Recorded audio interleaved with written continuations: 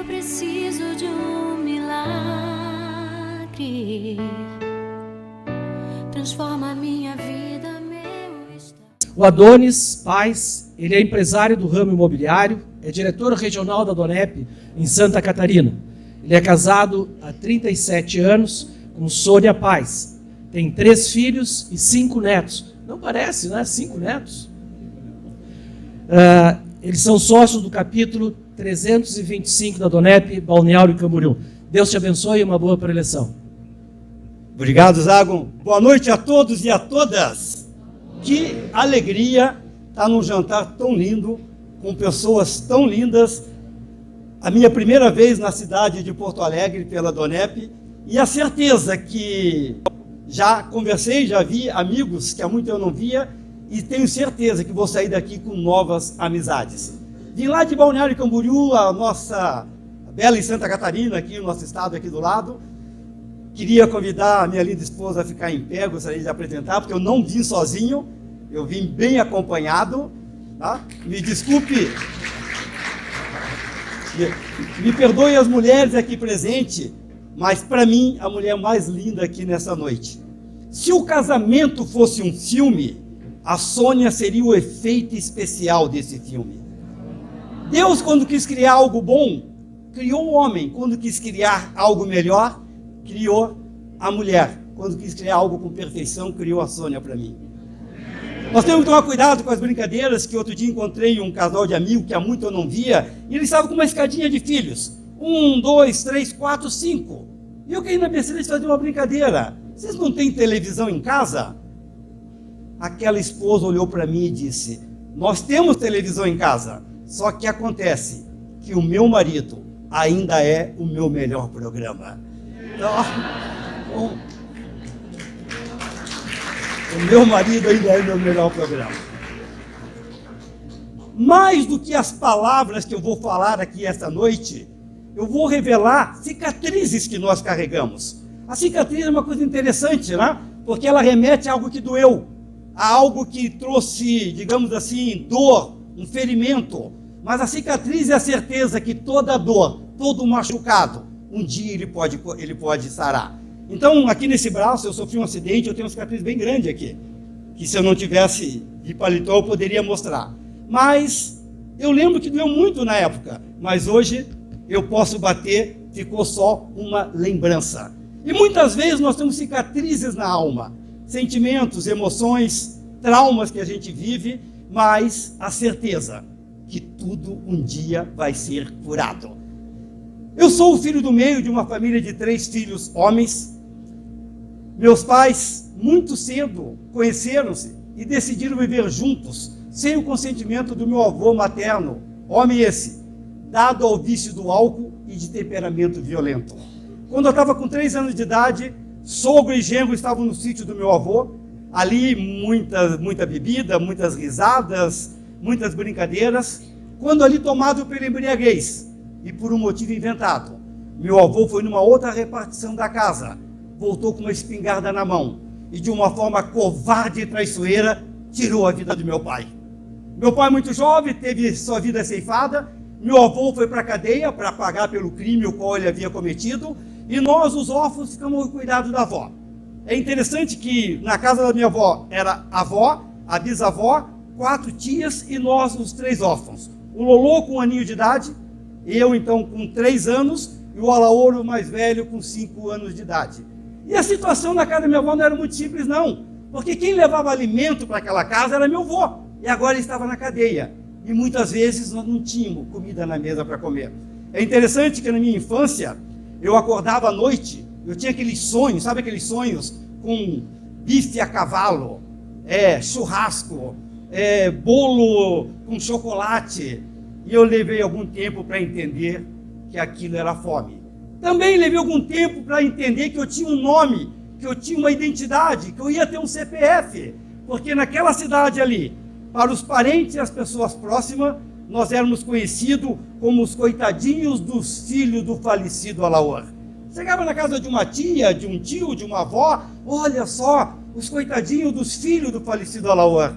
Esse era o nome do meu falecido pai. E para o restante da cidade, nós éramos conhecidos como os netos do Chico Diabo. Esse era o apelido do meu avô, porque além de tirar a vida do meu pai, ele já tinha tirado a vida de uma outra pessoa. A minha mãe, ela tinha mudado para um centro maior, dizendo que um dia ela voltaria para nos buscar. E toda a minha esperança era que minha mãe um dia voltasse. E sabe quando você percebe que você não é bem aceito num ambiente? Sabe quando você percebe que muitas vezes você está sendo um peso, está sendo um atrapalho naquele lugar? Eu lembro que as palavras que eu ouvia das minhas tias eram mais ou menos assim: você não vai dar nada na vida, você é um bastardo, você é um porco, você é um imbecil, você nasceu para ser burro, e burro tem orelha grande e a tua orelha vai crescer. Graças a Deus, não? Está bonitinho aqui, não cresceu. Eu tinha uma outra tia que nos momentos de ira dela, ela dizia: por que você não nasceu morto? Palavras, elas têm psicologia de vida ou de morte. Ei, nós temos que cuidar aquilo que nós falamos. Se nós tivesse noção do peso das palavras, nós ficaríamos mais tempo em silêncio. Seja senhor da sua língua para não se tornar escravo das suas palavras. Muitas vezes, né, aquilo que nós falamos dentro da nossa casa, com nossos filhos, com o nosso cônjuge, muitas vezes, que tipo de mensagem nós estamos enviando? Né? Palavra de destruição, palavras que depreciam a pessoa, é como abrir um buraco e colocar a pessoa dentro. Eu costumo dizer hoje que das nossas bocas tem que sair manancial de vida. Nós temos que falar aquilo que engrandece, aquilo que traz bom proveito, aquilo que edifica a vida de quem vai ouvir. Porque muitas vezes as palavras, elas podem gerar vida ou gerar morte. Como nós temos que cuidar daquilo que nós falamos. Com 10 anos de idade, fui trabalhar numa olaria carregando carrinho de barro. Eu trabalhava na parte da manhã, o Alaouro, o irmão mais velho, à tarde. Recebíamos ali o nosso ordenado todos os sábados. A maior parte do dinheiro nós dávamos para a avó, para que tivesse comida na mesa.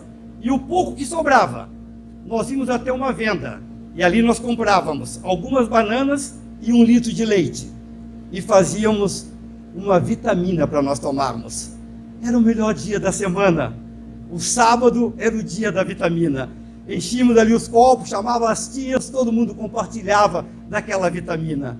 Muitas vezes realmente não tinha comida naquela casa. E o sábado era aquela alegria toda. Quem sabe eu pergunto aqui nessa noite, teve prato sujo na sua casa hoje? Se não teve hoje, teve durante essa semana? Ei, teve comida na sua casa.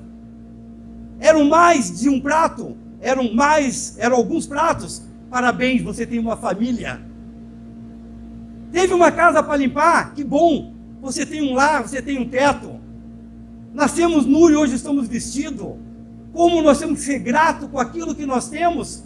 Quem sabe não temos tudo que queremos, mas temos tudo que precisamos. E sermos pessoas agradecidas com aquilo que nós temos. Deixa estar que a minha mãe veio com a notícia que a história da nossa vida ia mudar. Ela veio dizendo que nós não íamos morar com ela, íamos morar com uma tia, mas ela estaria presente na nossa educação. E a minha mãe era a pessoa que eu tinha mais orgulho.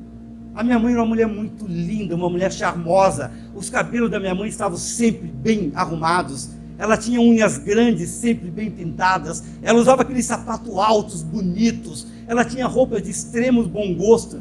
Ela tinha um perfume agradabilíssimo. E aquela mulher linda, charmosa, cheirosa, era minha mãe.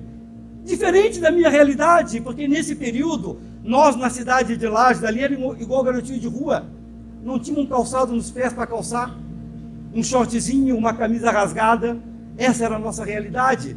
Mas aquela mulher que eu tanto amava, estava ali na minha frente, dizendo que a nossa história ia mudar.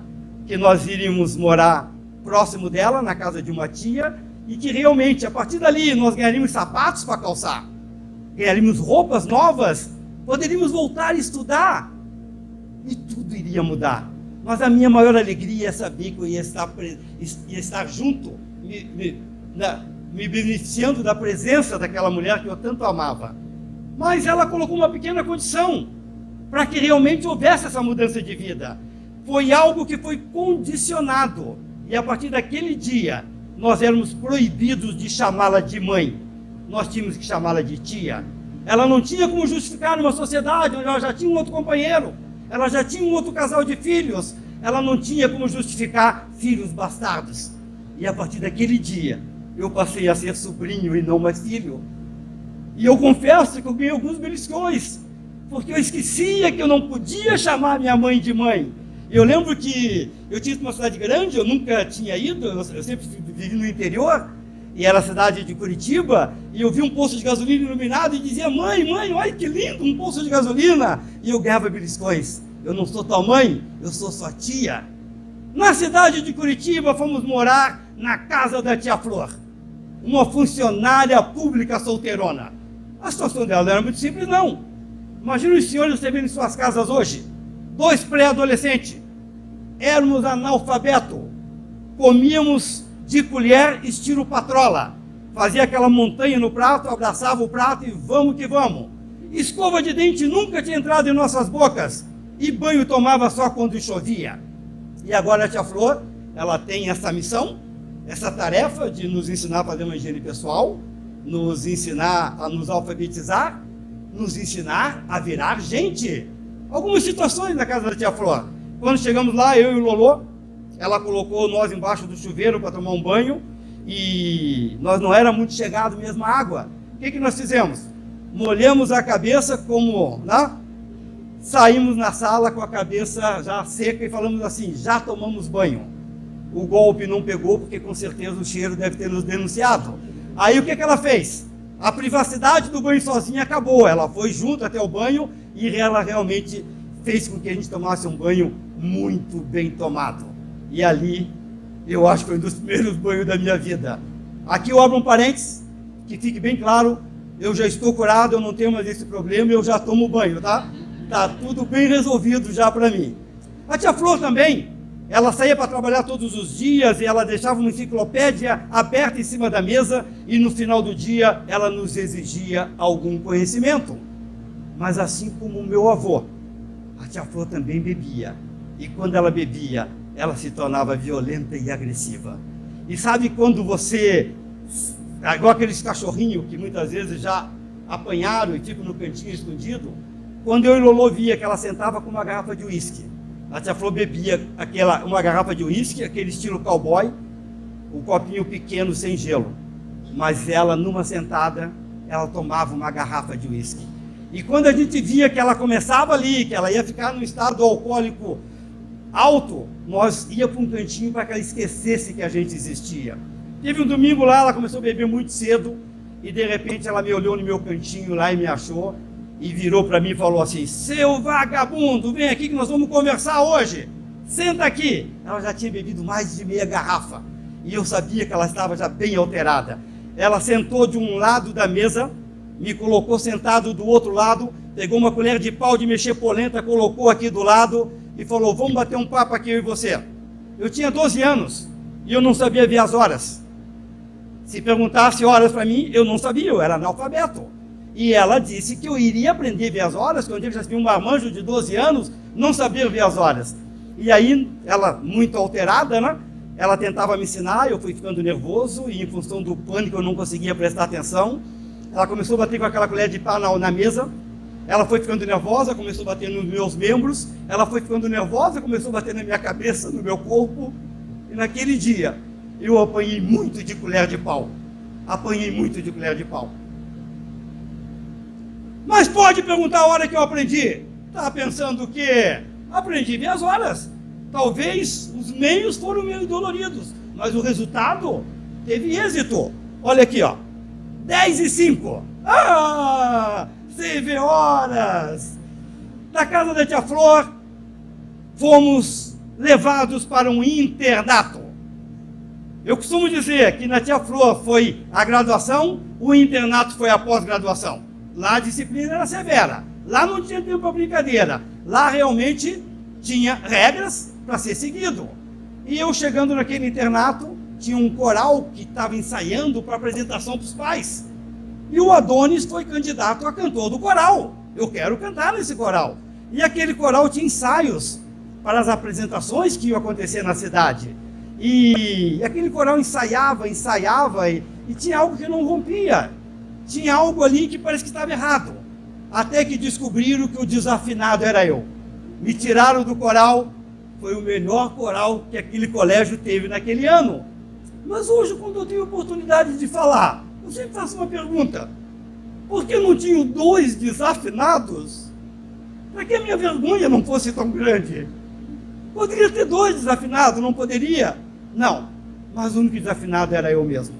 40 adolescentes dormimos todos no mesmo quarto, 40 caminhas uma do lado da outra, disciplina a ser cumprida. Numa determinada noite eu devo ter desrespeitado, o monitor veio até a minha cama, pediu para que eu pegasse o meu colchão e a minha roupinha de cama e o acompanhasse para servir de exemplo para os outros alunos. E naquela noite, sabe esses colégios internatos, que tem aquele corredor assim, grandão, gigante, que tem um cemitério atrás, né? Que é aqueles corredores muito grandes assim, meio antigo, escuro. Aquele monitor, ele colocou o meu colchão num daqueles corredores. E eu passei minha noite naquele corredor. Foi a noite mais tenebrosa da minha vida. Eu senti medo, eu me senti sozinho, eu tive pânico noturno, eu me senti desesperado naquela situação. E sem dúvida foi a noite mais difícil da minha vida. Já sou um jovem de 16 anos, já tenho alguns sonhos, já sou um pouco vaidoso, já penso em namorar, já penso, quem sabe, né, em ser alguém na vida, mas a minha realidade não me ajudava muito, porque as roupas que eu usava nessa época eram as roupas que minha mãe me dava do meu padrasto, um homem de 1,94 m de altura. Aqui, ó, vamos se esticar todo aqui. Imagine roupa de um homem de 1,94 m. Então eu usava camisa com 3, 4, 5 dobras. Aprendi uma técnica de usar calça grande. As mulheres aqui vão entender melhor. Usar calça grande. Você pega o botão, bota dentro da casa. Então passa o botão por dentro da casa, dá um nó e coloca a cinta por cima. A calça não vai cair. Então essa era a minha realidade. Camisas grandes, calça grande. Muitas vezes um calçado para eu pôr nos pés, tinha que colocar ali algodão e jornal para ter a sensação de ter um calçado no pé. Já era um jovem que já tinha alguns complexos. Já era assim uma pessoa assim já um pouco reagente em algumas coisas. Arrumei meu primeiro emprego de carteira assinada. Meu primeiro emprego de carteira assinada foi num canal de televisão, mas era na redação de um jornal. E qual que era a minha função? A minha atividade no meu primeiro emprego de carteira assinada era atender o telefone, passar recado para as pessoas, servir cafezinho na repartição. A pessoa gritava: boy, cafezinho! Eu corria lá com o cafezinho. Ah, tocou o telefone para o Humberto, eu corria lá: Humberto, telefone. E no final do dia recolher o lixo para que o caminhão levasse o lixo embora. Meu primeiro emprego, carteira assinada. Mas um pouco autodidata, comecei a observar o departamento técnico daquele canal de televisão e ali, muito rapidamente, aprendi profissões um tanto quanto melhores e mais qualificadas. Aprendi a profissão de operador de áudio, depois passei a operação de sonoplasta virei cameraman, de cameraman eu fui editor de imagens, já tinha uma profissão um tanto quanto melhor. Estou com 17 anos, querendo um tanto quanto mais aventuras, mudei-me para o Rio de Janeiro. Chegando no Rio de Janeiro, aqui eu abro um parênteses, lá já estava o Lolô, meu irmãozinho mais novo. Quando nós saímos do internato, eu fui para a casa da minha avó e ele foi para a casa da minha mãe. E ele havia fugido de maus tratos do meu padrasto para com ele. E chegando no Rio, para minha tristeza e decepção, o Lolô estava viciado em drogas e vivia de prostituição. E quando eu cheguei naquela cidade, naquele contexto, o que ele tinha para me oferecer era aquilo que ele vivia. E naquele tempo lá, eu também me prostituí naquela cidade. Aqueles jovens todos com hábito noturno, droga, prostituição, a noite toda na rua, durante o dia se trancavam dentro de um apartamento, fechavam todas as janelas para que não entrasse claridade nenhuma, e ali ficava o dia todo usando drogas. Eu vejo que Deus já tinha um cuidado com a minha vida, porque eu nunca me enveredei para o lado da droga. Mas assim como o meu avô e a tia Flor, eu também já bebia. E quando bebia, me tornava uma pessoa intolerante e um pouco agressiva. Eu costumo dizer, hoje, que o beber socialmente, eu não tenho problema nenhum com a bebida. Eu bebo, na verdade, para distrair, para me alegrar. Mas quando você se pega pegando todos os dias, quando você perde o limite de ter o controle, de saber a hora de parar, é porque muitas vezes a bebida já conseguiu te dominar. E a gente não admite, porque eu era jovem e eu bebia todos os dias. E aquela coisa de ser assalariado, ganhar muito mal, eu muitas vezes não tinha dinheiro para comer, porque eu ia para as noitadas e bebida. E sabe aqueles estágios da pessoa que bebe? O bobão da turma, digamos, o intolerante, aquele que agride as pessoas porque bebeu um pouco demais e faz pedaço de gente para todo lado. Tudo isso eu passei. Aquelas piadas mais infames, mais sem graça, né? Ou o desmancha a rodinha. Quando você está chegando, as pessoas sabem que você é o bobão da turma e aquela rodinha se dissipa porque você chegou ali. Eu passei por isso tudo e era jovem ainda. E eu brinco hoje eu peso 79 quilos, 80 quilos. Eu cheguei a pesar 65 quilos nesse período. Eu fumava muito e bebia e não comia. Então, quando eu estava de frente, as pessoas pensavam que eu estava de lado. Quando eu estava de lado, elas pensavam que eu já tinha ido embora. De tão magro que eu era em relação à bebida. No Rio de Janeiro, fui trabalhar em canais de televisão. Vocês lembram que eu tinha uma profissão boa? Trabalhei na extinta TV Tupi. Os mais antigos aqui vão lembrar.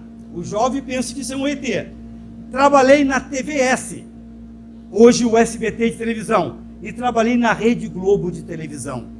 E nesse período da minha vida, eu conheci o mundo com seus encantos, luxúrias e prazeres.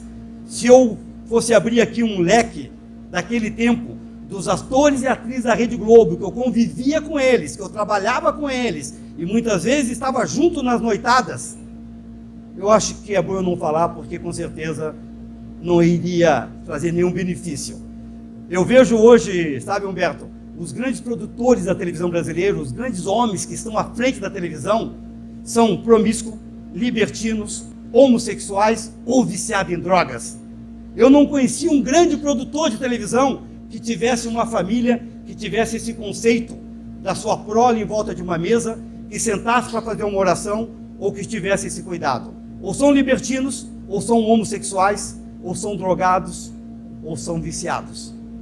E muitas vezes nós temos um altar dentro do nosso lar, né, que é a televisão, e abrimos espaço para que muito lixo entre na nossa mente, né? Porque, infelizmente, a nossa TV brasileira só tem lixo, não tem nada que a gente aproveite.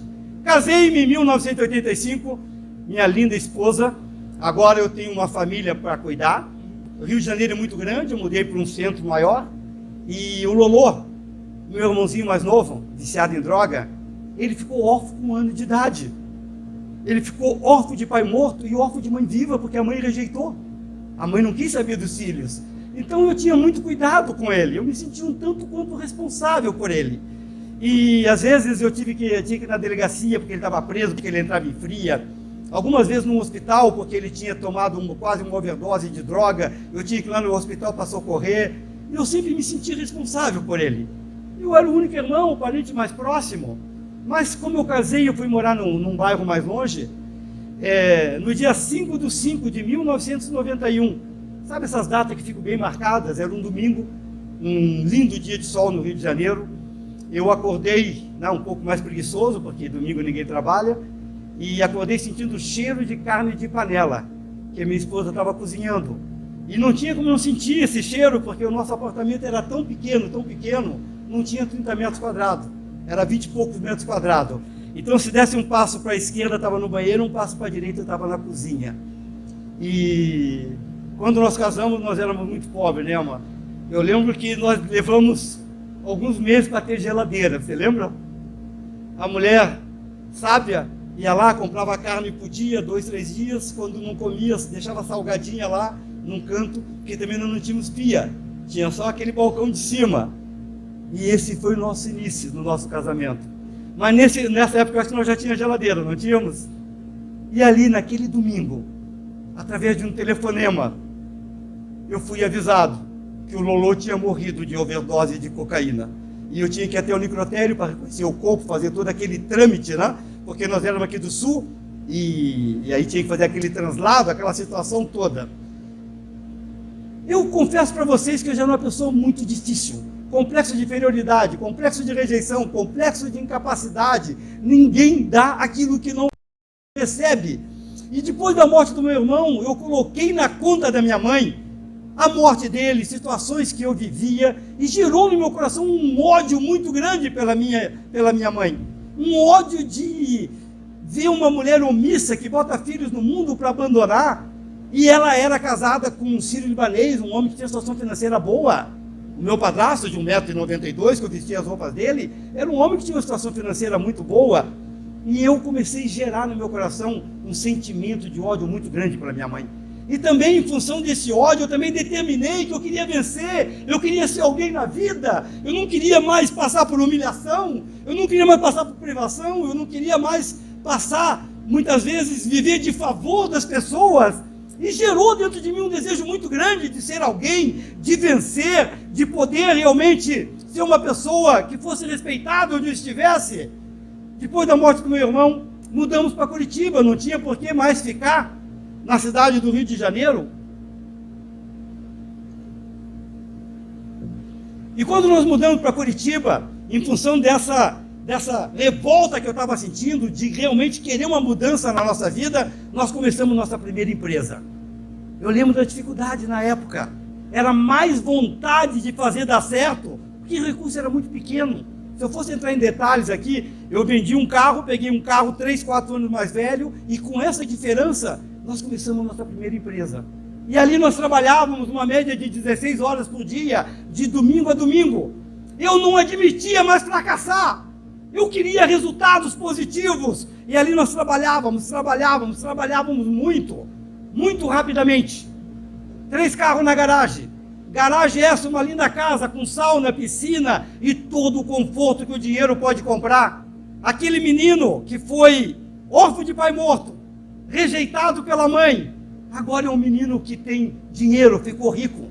Uma rede de confeitaria na cidade de Curitiba, gerente de banco correndo atrás, comprando imóveis, apartamentos, terrenos, porque aquele menino se tornou um homem rico. E eu costumo dizer que nesse período da minha vida, exatamente nesse período, foi que eu conheci Deus. Mas foi o Deus dinheiro.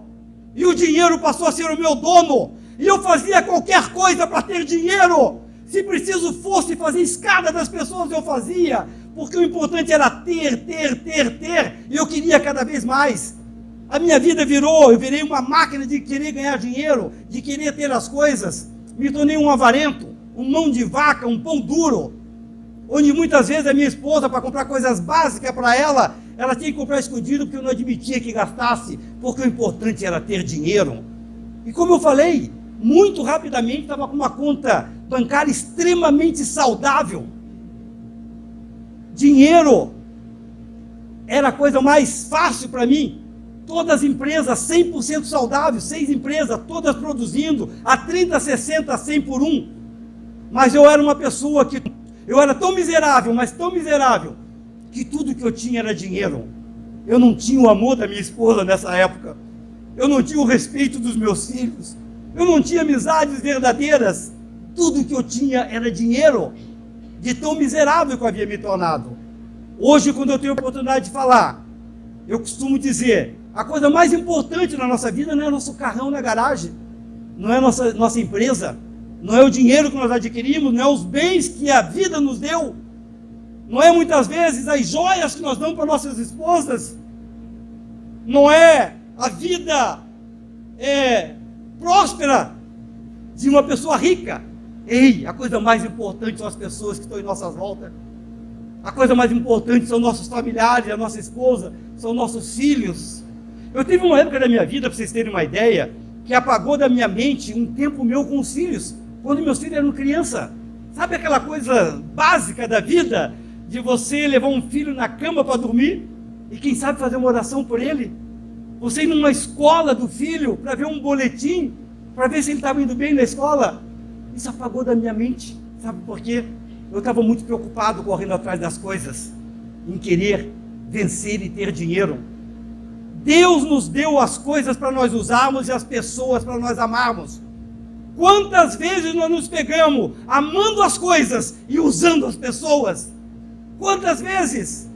Uma realidade que a gente vive, e a vida ela é tão curta, é uma coisa tão ligeira, que o tempo vai passando, e tem alguns tipos de reparos que são muito difíceis de a gente conseguir fazer, tá? Em função desse desequilíbrio. Com esse desequilíbrio, com essa forma desequilibrada de viver, e querendo, né, viver só atrás de resultados, tive uma depressão profunda e síndrome de pânico. Agora virei uma múmia paralítica. Quero compartilhar com vocês duas situações dessa síndrome de pânico. A primeira, eu tinha reações do meu corpo de uma pessoa que vai morrer. Eu tinha taquicardia, eu tinha sensação de desmaio, eu tinha umas veias que saltavam na cabeça, e eu tinha uma voz que dizia que eu não tinha nascido para ser feliz, que eu tive uma infância pobre, você hoje é um homem rico, mas tu vai morrer. E aquela voz me perseguia. Sabe aquela voz assim que parece que quer te perturbar, dizendo que você vai morrer, que você não nasceu para ser feliz? Eu tinha a nítida impressão que ali num momento instantâneo ia ter um aneurisma na cabeça, eu ia ter um ataque cardíaco, eu ia morrer de uma forma instantânea. E eu acreditava nisso tudo. Comecei a me tratar com um neurologista, fiz aqueles planos de saúde, né, bem completo. Depois, no final, tive que começar a me tratar com um psiquiatra, em função, né, dessa síndrome, desse medo da morte, essa situação que me apavorava. E é interessante que a síndrome de pânico é algo que acomete mais as mulheres, é difícil dar em homem. Geralmente as mulheres aqui entendem o que eu estou dizendo, mas na verdade eu estava mesmo numa situação bem difícil. A segunda crise que eu tive, eu comecei a ter mania de perseguição. As pessoas querem me matar, sabem quem eu sou, estão me cuidando. Quando eu ia nas empresas, né, a pessoa estava ali, né, imagine, confeitarias, sempre ambiente, né, onde está cheio de pessoas. A pessoa me olhava e eu dizia, aquele é o sequestrador, ele sabe quem eu sou, ele já estava cuidando de mim, ele vai me sequestrar, ele vai fazer uma maldade comigo, vai tirar minha vida. E realmente eu também acreditava nisso tudo. Em função dessas duas síndromes, comecei já a me tratar com um psiquiatra e comecei a me anular no meu papel de marido, meu papel de empresário, e queria ficar mais dentro de casa. Não queria mais estar à frente das nossas empresas, agi de uma forma extremamente covarde, porque eu coloquei toda a responsabilidade de tudo nos ombros da minha esposa, e eu me anulei. Eu simplesmente me anulei, entrei numa passividade muito grande de desistir de tudo, e a minha esposa ficou à frente dos negócios das empresas, ficou à frente dos filhos, e eu ficava muito dentro de casa, com medo de tudo e com medo de todos, não queria sair para lado nenhum mais. Hoje eu costumo dizer, né, que por pior que esteja uma situação, se você não tenta se ajudar, pior ainda pode ficar.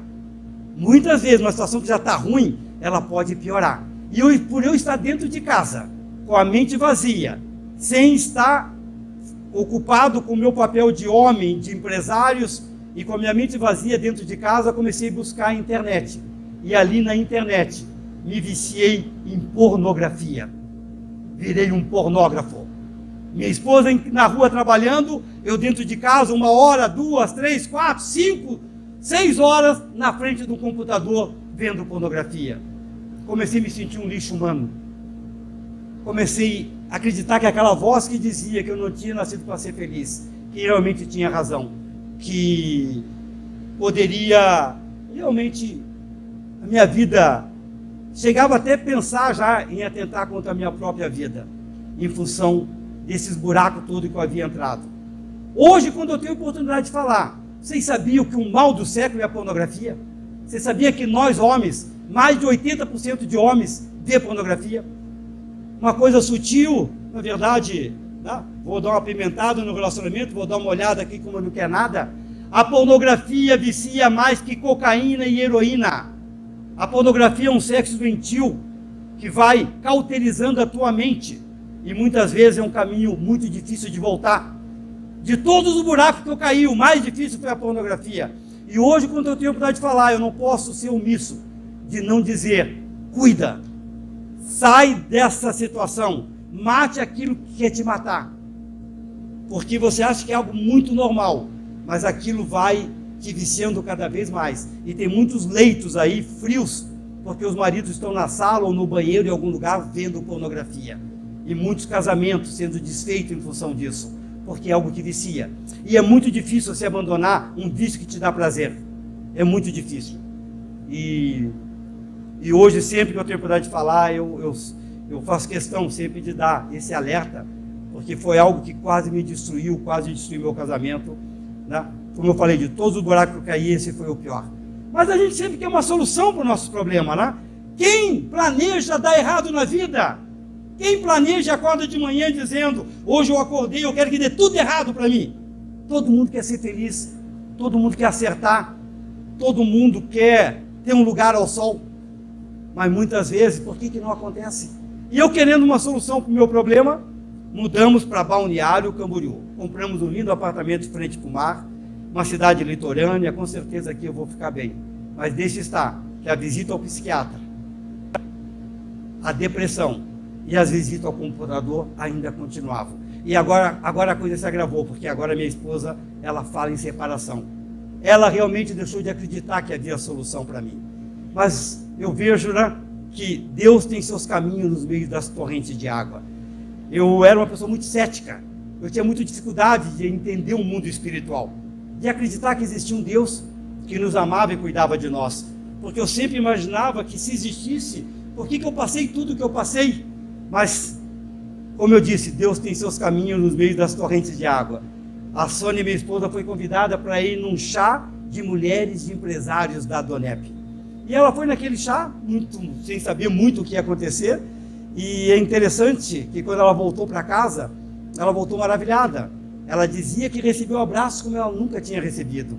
Que aquelas mulheres falavam de Deus não como nós imaginávamos que Deus era. Um velhinho no céu com cajado na mão mandando raio para os pecadores. Mas um Deus Pai, um Deus amigo, um Deus que se preocupa com detalhes da nossa vida, um Deus que quer ser sócio no nosso trabalho, um Deus que quer participar da nossa mesa, ajudar-nos a criar nossos filhos, um Deus que Ele quer estar presente em tudo da nossa vida, porque Ele é um pai, e um pai ama o filho, e o pai quer sempre o melhor do filho. E ela voltou com essa motivação. E ia ter um jantar. E ela falou para aquelas mulheres, peça para o marido de vocês convidar o Adonis para ir num jantar. E há 19 anos atrás, eu estava num jantar como esse que vocês hoje estão. E eu sentado, aquele empresário da cidade de São Paulo contando a história de vida dele, e parece que alguém tinha contado minha vida para ele, porque tudo que aquele homem dizia parece que era para mim. E aquele homem contando a história dele, ele contava uma história de destruição, uma história de uma pessoa que teve muito sofrimento, uma história de uma grande virada de chave e uma vida extremamente próspera, feliz, né? Nessa virada de chave que ele teve. E sabe quando você está querendo esconder ali o teu sentimento, que as lágrimas estão querendo cair, o homem não chora, e você quer esconder ali com o guardanapo da mesa, mas na verdade eu já estava chorando, porque tudo que aquele homem dizia parece que era para mim, e se houve solução para ele, então tinha solução para mim. Sabe quando você vê uma luz no final do túnel? Eu não aguentava mais aquela vida de tormento, eu não aguentava mais aquela vida de sofrimento, depressão, síndrome de pânico, pornografia, casamento destruído. Como eu falei, ninguém dá aquilo que não recebe. Eu não sabia como ser marido da minha esposa, eu não sabia como ser pai dos meus filhos. A minha esposa muitas vezes eu tratava como um capacho, uma pessoa que eu tinha dentro de casa para atender meus caprichos e meus prazeres. E eu não queria mais isso. E naquele dia, naquele jantar, aquele empresário fez um convite, quem queria ter uma transformação em sua vida, convidando Jesus para ser seu amigo pessoal. E sabe quando você levanta sem entender o que está acontecendo, mas você diz, eu quero, eu preciso disso. Eu quero isso na minha vida, eu preciso disso na minha vida. E é interessante, né? Que naquela noite realmente eu fiz o melhor negócio de toda a minha vida, chamando Jesus para ser meu melhor amigo. E ali eu fui aceito para aquele pessoal da Donep. Na Donep eu fui acolhido, e na Donep eu conheci o manual do fabricante, que nós chamamos carinhosamente que é a Bíblia Sagrada. E eu me apaixonei pelo manual do fabricante. Eu virei um estudioso do manual do fabricante, o maior manual de comportamento humano que existe. E ali eu descobri que tinha tantas verdades, tinha tantos reparos que eu tinha que fazer na minha vida. E Um deles era perdoar minha mãe. Era perdoar minha mãe, porque tudo, a motivação de eu querer ser alguém na vida era para poder ferir, poder mostrar para ela que eu havia vencido, mesmo ela tendo me rejeitado. E agora o Manuel dos Fabricantes dizia que o perdão, ele na verdade não é um sentimento, é um ato de escolha, é uma decisão, é quase que um mandamento. E você nunca vai sentir de perdoar alguém. Você imaginou você acordar um dia de manhã, você pegar uma pessoa que te causou muito dano, uma pessoa que agiu com injustiça contigo, uma pessoa que te feriu de uma forma desleal, você vai acordar de manhã e vai dizer assim, meu Deus, eu acordei com uma vontade de perdoar aquela pessoa. Ai, hoje eu acordei com desejo de procurar ele, perdoar ele, inclusive dar um abraço. Isso nunca vai acontecer, porque você tem que decidir perdoar. Você decide, você faz a escolha de perdoar, e o sentimento depois vai ser trabalhado. E aí eu entendi, porque o Manuel foi deixou bem claro isso. A gente conhece muito bem a oração do Pai Nosso, né? Perdoai os vossos devedores, assim como perdoamos aquele que tem nos ofendidos. Mas a continuação lá no Manual do Fabricante, essa ninguém quer ler, que a continuação diz o seguinte: porque se você não perdoar aqueles que te ofenderam, tampouco o vosso Pai Celestial vos perdoará. Olha só, se eu não perdoo, também não sou perdoado. Se eu quero, né, o perdão de Deus, eu tenho que perdoar aqueles que me ofenderam. E aí, Deus preparou um encontro com a minha mãe, foi algo muito lindo na minha vida. Eu confesso que eu não tinha vontade de pedir perdão para ela, porque o sentimento, né, quando você tem aquele sentimento, né, de mágoa, de ressentimento, é algo assim que vai te corroendo mesmo, né? Mas eu entendi que eu tinha que perdoar. Aí quando Deus preparou esse momento, na verdade, eu não pedi perdão, eu não perdoei, eu pedi perdão para ela. Eu pedi perdão por muitas vezes não ter estado presente junto com ela no momento que ela precisou. Pedi perdão se eu deixei de ser um bom filho. Pedi perdão por eu não ter entendido que ela teve um marido assassinado pelo próprio pai. E quem sabe ela fez uma confusão de sentimentos em função de tudo que ela viveu. E ali foi um momento muito lindo que eu tive com minha mãe, realmente a gente se perdoou. E a partir dali eu tive momentos muito bons com ela, muito bons com ela. Mas eu entendi que eu tinha mais pessoas para pedir perdão. Eu tinha mais pessoas para perdoar. Eu entendi no Manual do Fabricante que eu podia mudar muitas coisas na minha vida. E tudo aquilo que eu tinha vivido até aquele momento não serviu de nada.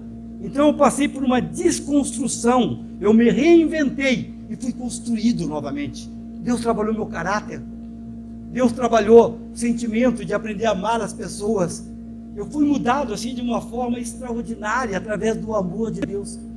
Eu costumo dizer que eu jamais sairia da minha cidade para falar sobre religião, mas falar de Jesus Cristo que transforma a vida de uma pessoa, falar desse amor de Deus que é um amor tão incondicional, que não existe nada de errado que a gente possa fazer, vai fazer com que Ele nos ame menos. Sabia disso?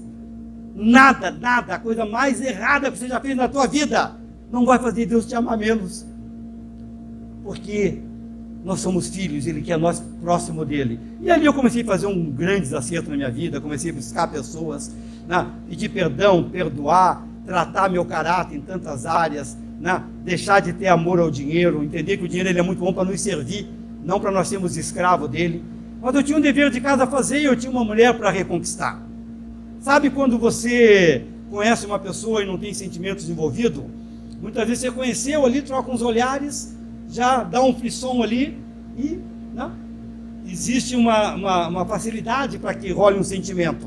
Agora, quando você está há 17 anos vivendo com uma mulher, você feriu na alma, que você agiu com falta de amor, que você não soube respeitá-la, e você quer demonstrar para ela que você mudou, que você é um novo homem, e você quer retomar um casamento bom.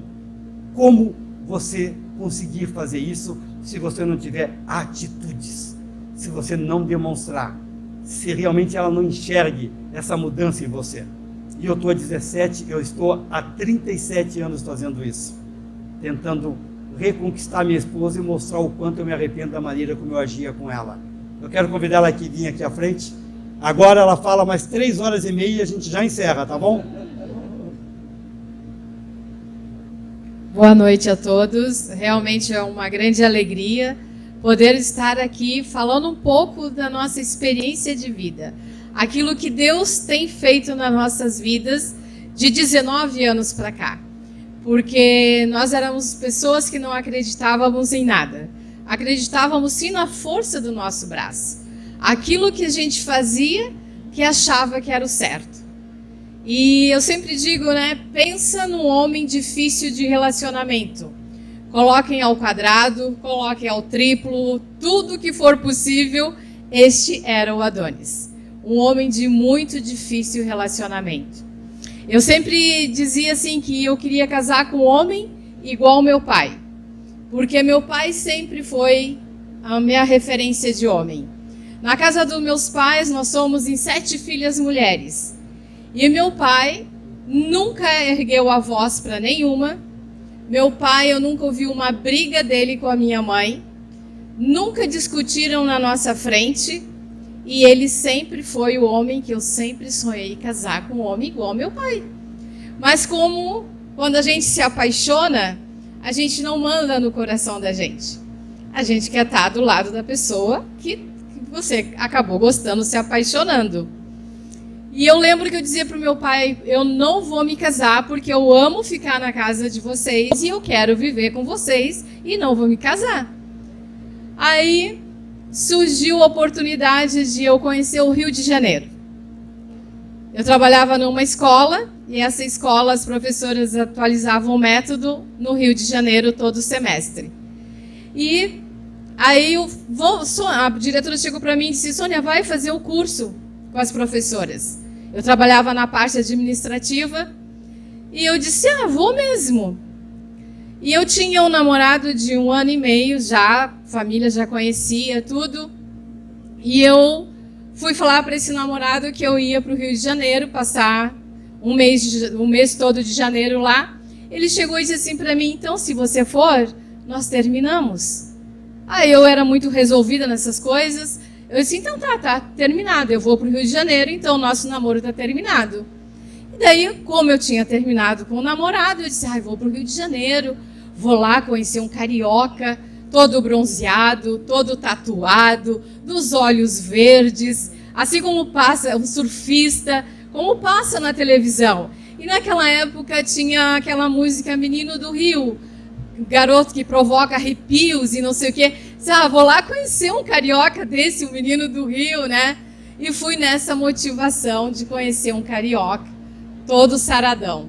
Aí cheguei lá no Rio de Janeiro, conheci sim um rapaz muito interessante, só que ele não tinha os olhos verdes, ele não era surfista, ele não tinha tatuagem, ele não era bronzeado.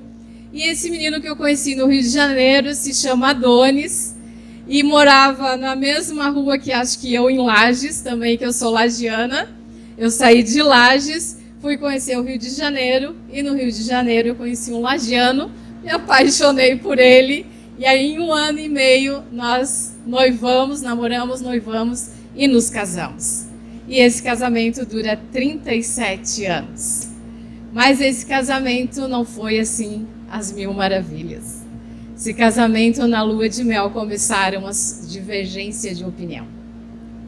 E ali começou um casamento de 17 anos de briga, 17 anos de agressões físicas, 17 anos de agressões verbais, abusos e tudo que vocês possam imaginar.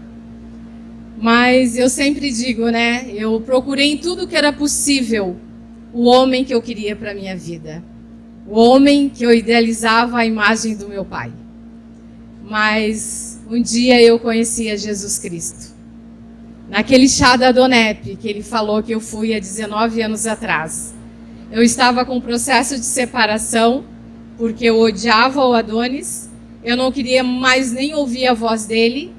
Nós morávamos na mesma casa, ele entrava, eu saía, ele entrava. Já não dormíamos no mesmo quarto e eu queria a separação. E ele não queria dar a separação porque ele queria ficar com todos os bens. E nós brigávamos por causa dos bens. Eu queria a minha parte, ele queria a parte dele. E ali nós estávamos brigando por causa disso. E aquele dia, naquele chá da Donep, eu consegui, através de um testemunho de uma empresária da cidade de Jaraguá, eu consegui ver uma luzinha no final do túnel. E ali, com aquele pessoal da Donep, eles nos abraçaram, E através do manual do fabricante, eles nos mostraram que o nosso casamento poderia mudar. Ali eles começaram a mostrar para nós alguns princípios que nós poderíamos aplicar no nosso casamento, na nossa família, e tudo poderia melhorar. Eu era muito descrente, eu não acreditava que o Adonis pudesse mudar. Eu não acreditava que algo poderia fazer com que ele mudasse. Mas ali eu comecei, junto dele, a aplicar aqueles princípios na nossa vida. E a partir dali, a nossa vida começou a ter um novo sentido. Deus começou a escrever uma nova história na nossa vida. Dura 19 anos. O Adonis, ele falou aqui que nossa vida é movida através de atitudes, né? E eu nunca esqueço uma atitude que o Adonis teve.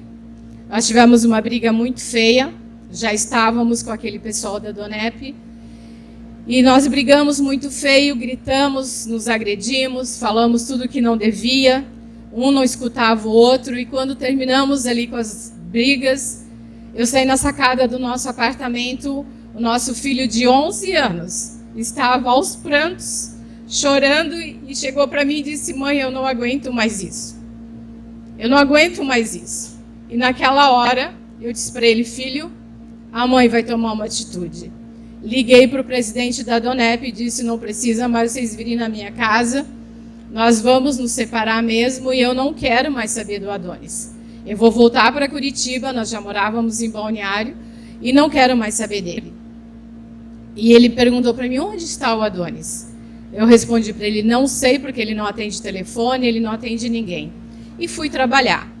Aí estou lá na panificadora trabalhando, aí panificadora lotada, final do dia, o Adonis chega na frente da panificadora com uma florzinha na mão. Eu olhei para ele e pensei: o que esse homem quer agora?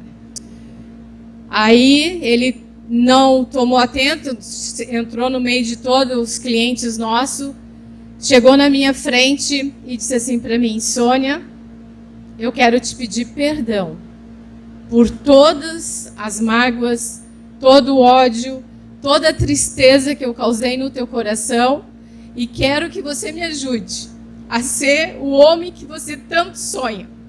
Quero ser o homem que você tanto tem pedido e não consegue. Eu sempre digo que naquele dia eu tinha duas alternativas. Ou eu pegava aquela flor e quebrava na cabeça dele, como eu fiz algumas vezes, ou eu perdoava ele e nós continuávamos a nossa trajetória. Ali eu abracei ele, pedi perdão também, porque eu não era nenhuma santinha, não tinha sabedoria nenhuma. E ali nós começamos realmente uma batalha no nosso casamento. Curso de casais, curso de pais, todo tipo de testemunho que tinha, nós estávamos, e ali Deus foi acrescentando. E hoje nós vivemos um grande milagre de Deus na nossa casa. Com os nossos filhos, eu e o Adonis, hoje os nossos filhos estão todos casados, somos avós, estamos curtindo os nossos netos e estamos vivendo os melhores momentos da nossa vida. Hoje nós somos companheiros, rimos das gafes um do outro, viajamos muito juntos e estamos aproveitando dessa oportunidade que Deus tem feito na nossa vida. E se não fosse aquele chá, aquele dia, hoje nós não estaríamos aqui contando a nossa história. Deus, Ele conhece o íntimo do coração de cada um de vocês que está aqui. Não é só o meu, não é só do pessoal do capítulo aqui, só do Adonis, mas Ele conhece o íntimo do coração de cada um. E esse milagre que Ele tem feito nas nossas vidas, Ele não quer fazer só no nós. Nós não somos os preferidinhos de Deus. Ele quer fazer na vida de qualquer um de vocês. Eu não sei como que você entrou aqui hoje. Há 19 anos atrás, eu entrei com a minha vida destruída, achando que não tinha solução para o meu problema, era só separação. E lá eu encontrei algo novo para a minha vida. Então acredite, Deus tem um milagre certo, na hora certa, para cada um de você que está aqui. Basta você acreditar. Obrigada.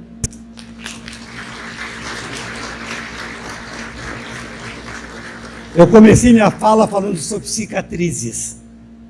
Deus não faz com que a gente sofra de amnésia. Tem muitas coisas que você lembra, mas não dói mais. Eu entrei assim em algumas situações da minha vida aqui, um tanto quanto tristes e pesadas. Mas sabe quando parece que está contando a história de uma outra pessoa? Eu não consigo me imaginar vivendo tudo que eu falei aqui. Porque Deus transformou minha vida. Deus mudou a minha forma de agir, de pensar, de tratar as pessoas. Porque quando Jesus entra na nossa vida, nós nunca mais somos os mesmos. Então, né, virou uma cicatriz, virou uma lembrança. Mas hoje, né, quando a gente tem a oportunidade, através da Donep, de ter convite para testemunhar, nós vamos onde houver convite, para dizer que Deus transforma a tragédia em milagre, para dizer que Ele transforma coisa ruim em coisa boa, que Ele muda corações de pessoas que têm coração de pedra. Então basta nós crermos, confiarmos e aceitar isso, né? Eu queria convidar todos a ficar de pé, já estamos terminando, por gentileza. Só queria te convidar para ficar de pé, que você possa baixar um pouco os teus olhos, baixa a fronte os olhos, só para a gente ter um minutinho só de meditação. É interessante que há 19 anos atrás, quando eu estava num ambiente como esse, num jantar da Donep, e ali aquele empresário compartilhando a história de vida dele, eu realmente naquela noite eu fiz o melhor negócio de toda a minha vida. Quando eu conheci o Manual do Fabricante, no Manual do Fabricante tem uma passagem que diz: daquilo que o homem é vencido, do mesmo ele é feito escravo. Olha como é forte. Daquilo que o homem é vencido, ele se torna escravo daquilo que ele é vencido. Eu fui vencido da pornografia, eu fui vencido da depressão, na minha juventude eu fui vencido da bebida. Eu não sei o que tem sido gigante na tua vida. Eu não sei o que tem sido maior, que tem te dominado, que você não consegue como reagir, como sair dessa situação. Mas ali no Manual do Fabricante tem outra passagem que diz: mas conhecereis a verdade, e a verdade vos libertará. Pois se o Filho vos libertar, verdadeiramente sereis livre. E tem mais uma passagem que diz: eis que estou à porta e bato. Se ouvires a minha voz e abrires a porta, eu entrarei e cearei contigo. Essa porta é nosso coração. Quem está pedindo licença para entrar é Jesus Cristo, porque Ele é gentil, Ele não nos invade. Não tem trinco do lado de fora, nós temos que abrir e dar liberdade para Ele entrar. Por que Ele quer entrar? Porque Ele quer fazer parte da nossa família, Ele quer ceiar juntos com nós. Então, assim como eu, há 19 anos atrás, eu tive a oportunidade de fazer uma oração simples, pequena e singela. E essa oração foi o início de uma grande virada, uma grande transformação na minha vida. Você que está aqui hoje pela primeira vez, ainda de olhos fechados, com gestos de mão, eu quero te convidar, se você quer fazer essa oração comigo, você pode erguer suas mãos, por gentileza, para que eu possa te ver. Você não está erguendo as mãos para homens, obrigado, obrigado, obrigado. Você está erguendo as mãos para Deus. Você está erguendo a mão para o único que realmente pode fazer mudança na nossa vida. Nenhum de nós aqui temos esse poder, mas Deus tem através do Espírito dele. Obrigado, obrigado, obrigado. Muita gente levantou a mão, então vamos orar todos juntos.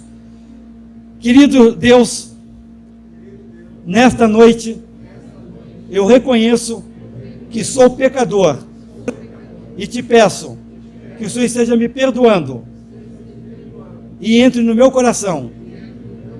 Jesus, eu também quero renunciar todo o pacto feito com o mundo das trevas e com deuses estranhos.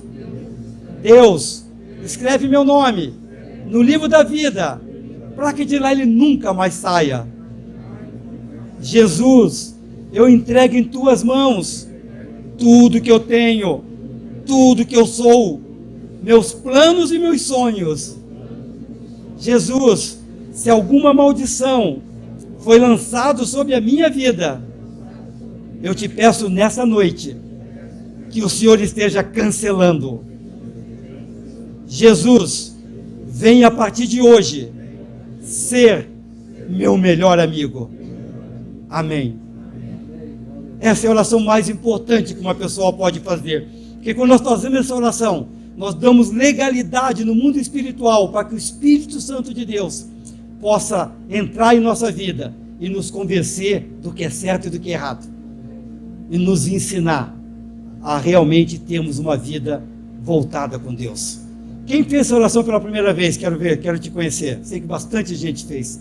Olha só, tem presente do capítulo lá. Eu e minha esposa queremos te dar um abraço, por gentileza. Não me prive de ganhar abraço, porque eu sou muito carente de abraços. E vem aqui à frente, todos vocês que fizeram essa oração, para ganhar um presente do capítulo, por favor. Pode vir, pessoal, não tenha vergonha não. Várias pessoas levantaram a mão, não perca essa oportunidade. É a coisa da atitude que nós conversamos, né?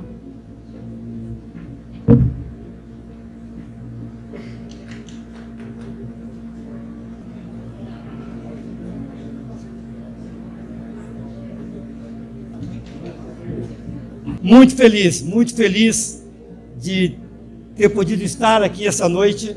Tá? Nós chegamos hoje de manhã em Porto Alegre, vamos embora amanhã, mas levando uma grande alegria, sabe, desse jantar lindo. E pode ter certeza que não foi só as nossas pernas que nos trouxeram a ter um ambiente como esse. Eu tenho certeza que é o Espírito Santo de Deus que nos traz. E o que acontece? A pessoa que te convidou pode ter certeza que ele tem um grande carinho, um grande amor pela sua vida. Porque não existe presente maior que uma pessoa pode receber em vida do que é o direito de ter um encontro verdadeiro com Jesus. Esse é o melhor presente que nós podemos ganhar. E eu queria fazer uma oração encerrando. Querido Deus, Pai amado, obrigado, Pai. Obrigado por esse jantar, obrigado, Senhor Deus, por cada pessoa que estava aqui nesse ambiente. Obrigado pelo jantar que foi servido aqui, Senhor.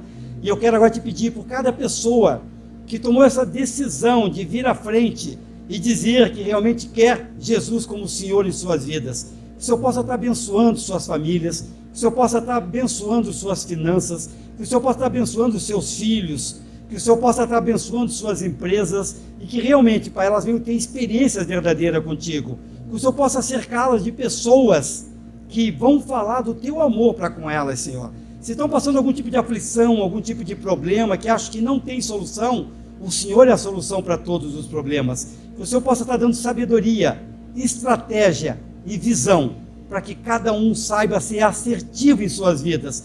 Venham fazer escolhas certas, para que realmente possam viver, a partir de hoje, os melhores dias de suas vidas. Essa é a minha oração, em nome do Pai, do Filho e Espírito Santo. Amém.